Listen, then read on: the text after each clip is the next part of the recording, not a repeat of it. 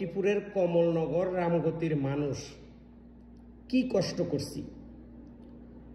এমন কোনো সপ্তাহ, এমন কোনো মাস আমাদের বাড়িতে পানিতে তলিয়ে গেছে, আসি দেখার মতো একজন মানুষ ছিল না।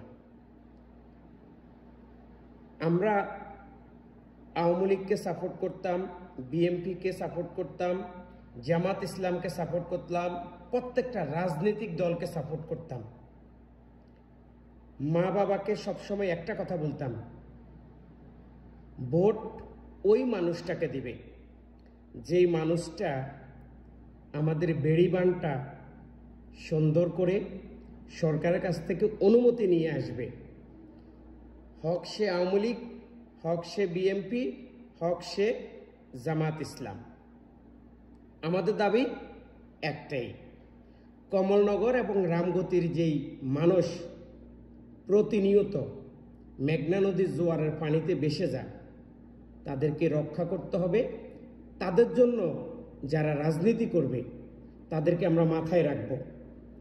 আর যদি এর বাইরে কমলনগর রামগতি থেকে কেউ নির্বাচন করে, সেই মানুষকে আমরা ঘৃণা করি।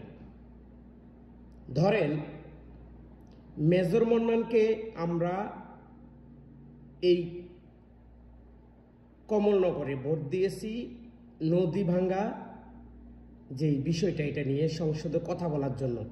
সে কথা বলে নাই, সে ব্যর্থ। আসামু আব্দুর রব কোনো এক সময় আমাদের রামগতি কমলনগরের যদি চাইতো সোনা দিয়ে বাঁধাই দিতে পারতো, মানে সোনা দিয়ে রামগতি কমলনগরকে সে ভরিয়ে দিতে পারত, কিন্তু সে সেই কাজটাও করে নাই। এরপরে আমাদের বিএনপির নিজাম সাহেব যেই কয়দিনে ক্ষমতায় ছিল, তার অনেক চেষ্টা এবং পরিকল্পনায় আমরা মোটামুটি তার কাছ থেকে অনেক স্বাবলম্বী বা তার কাছ থেকে অনেক কিছু পেয়েছি। বিএনপি কোনোদিন আমার বাড়িতে 1 কিলো চাউল পাঠায় নাই, বিএনপির কাছ থেকে কোনোদিন আমি 1 টাকা পাই নাই। আওয়ামী লীগ 17 বছর ক্ষমতায় ছিল, আমার বাড়িতে যদি কোনো মানুষ বলতে পারে যে আওয়ামী লীগের 17 টাকা আমাদের ফ্যামিলির প্যাডে আছে, তাহলে তার জিলফা এখান থেকে কাইটা দিব। কারণ ফ্যাট নীতি করি, প্রবাসী, রাজনীতি না। আমরা এজন্য রাজনীতি করি বা এই মানুষটাকে সাপোর্ট করি যা আমাদের সবচেয়ে বেশি প্রয়োজন, কমলনগরের বেড়িবাঁধ। এখন বিএনপি যদি মনে করে যে আসামু আব্দুর রফেরে কমলনগর এবং রামগতি থেকে নির্বাচন করাবে, তিনি পাশ করবে, তাহলে আমি মনে করি বিএনপি এখনো বোকার স্বর্গে বাস করে। কারণ দীর্ঘ 17টা বছর আশরাফুদ্দিন নিজাম বিএনপিকে যেই অত্যাচার করছে আওয়ামী লীগ, এর ভিতরও আশরাফুদ্দিন নিজাম ছিল কমলনগর লক্ষ্মীপুরের রামগতির মানুষের জন্য একজন প্রিয় মানুষ। তিনি রাজনীতি করে মানুষের জন্য, তিনি রাজনীতি করে সাধারণ খেতে খামারে কাজ করা মানুষের জন্য। আসামু আব্দুর রব রাজনীতি করে তার ফ্যাটের জন্য, আসামু আব্দুর রব রাজনীতি করে রামগতিতে তার গার্মেন্টস শিল্পকে টিকিয়ে রাখার জন্য। আসামু আব্দুর রফের দুর্নীতি মনে আছে আপনাদের? আওয়ামী লীগের আমলে আমার মনে আছে। তো যাই হোক, এইটা বিষয় না।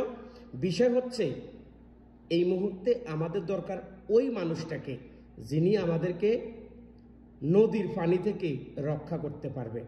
আপনি কি মনে করেন? আপনি যদি লক্ষ্মীপুরের কমলনগরের রামগতির সন্তান হয়ে থাকেন, তাহলে আপনার কাছেও আমার এই মেসেজটা। লক্ষ্মীপুরের এনি চৌধুরীকে বিএনপি থেকে মনোনয়ন দেওয়া হয়েছে, এইটা আমি গর্বিত। কারণ এই এনি চৌধুরী অনেক কষ্ট করছে।